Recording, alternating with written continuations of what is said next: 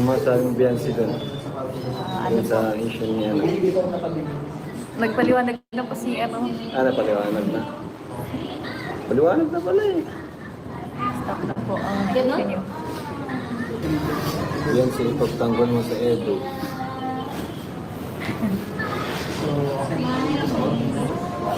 Sige Kuya Edo po tayo maniwala. Ha? Kalingap Edo po tayo maniwala. Wag. Hindi maniwala sa akin guys. Sa mga nakikita.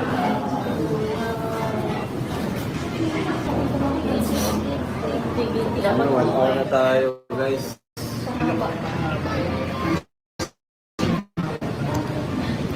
Oh no! Oh no, no, no, no, no, no, no! That's really bad! That's really, really, really bad! Grabe ang comments guys. Stop bashing Kuya Edo! That's bad! Grabe guys.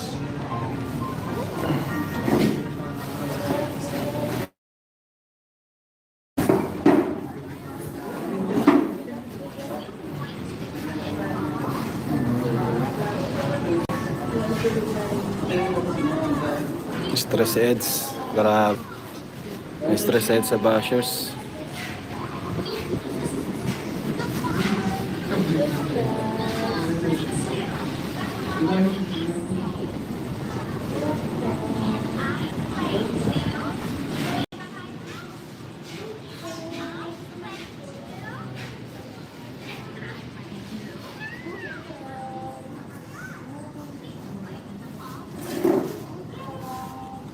Ayun na guys.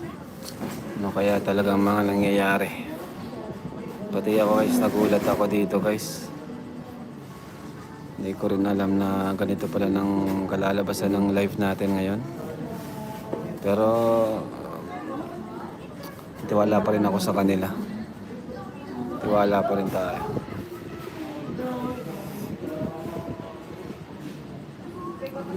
Tiwala pa rin tayo sa EDSI guys.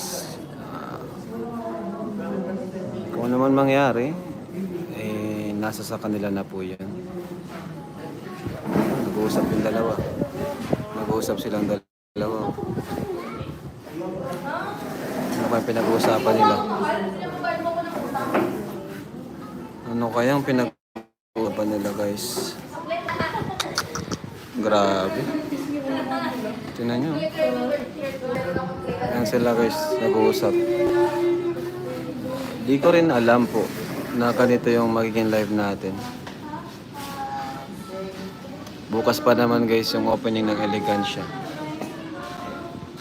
Bukas pa naman yung opening ng Elegansya. Paano na yan? Ngayon sila guys. Iusap yung dalawa. Hi buhay mga kalingap.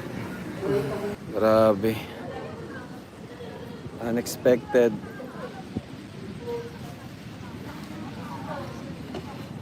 Yung dalawa, nag-uusap yung dalawa.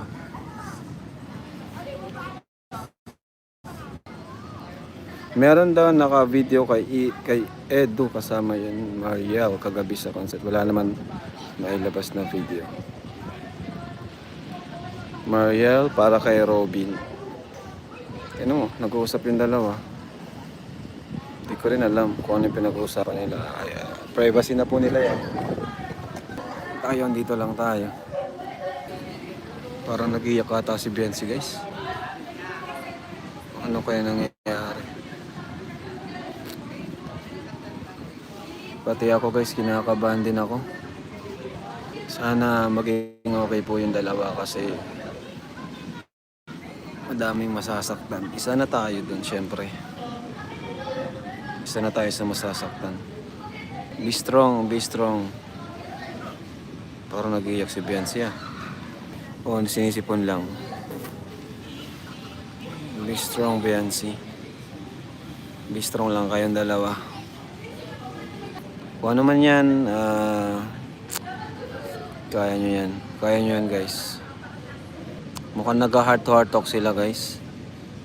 Hindi naman natin pwedeng... Wala tayong ebidensya kung nag-iiyak ba o ano. Mukhang hindi naman, natawa-tawa nga oh. Hindi naman siguro, hindi naman po nag-iiyak. Nakangiti si Biancy. Ayan oh. Na-stress sa EDS kanina. Hindi, biglaan talaga. Nakakakaba Kuya Rab. Totoo yan, nakakaba talaga.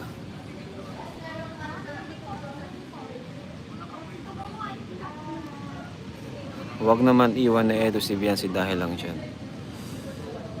Ay, nako. Grabe guys. Parang nga umiiyak. Hindi po natin alam. Parang di ko kaya mawala ang Eds.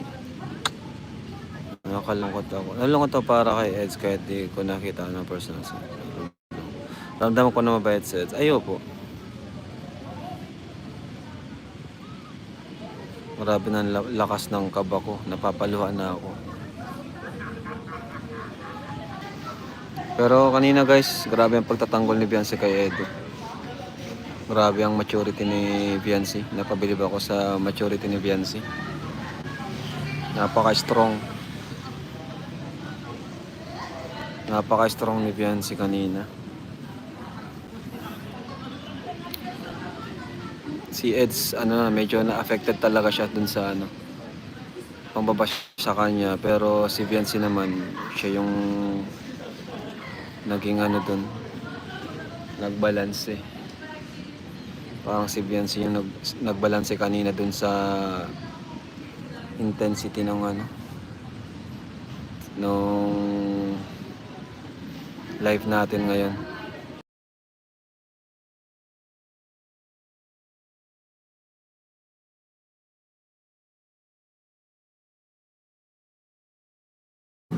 Grace, sa amin ka na magsabay? Sa amin ka na sumabay? Ayan natin mag-usap yung dalawa. Kay Eds kasi nagsabay si Biancy. But this time, si Grace sasabay sa atin. Silang tatlong magkakasabay kanina. Pero mukhang kailangan mag-usap ata nitong dalawa. Di ko sure. Ewan ko guys, pati ako, nahihiwagaan ako dito sa dalawang to eh. Kaya di ko rin po alam. Nahihiwagaan ako dito sa dalawang ito. Kaya ayun.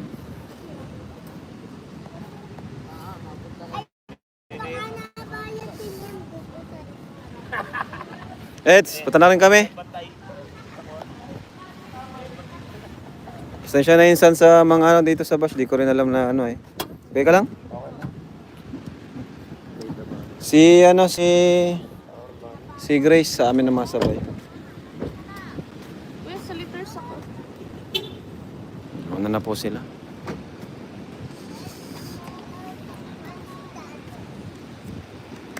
Maawa ka naman si Eds.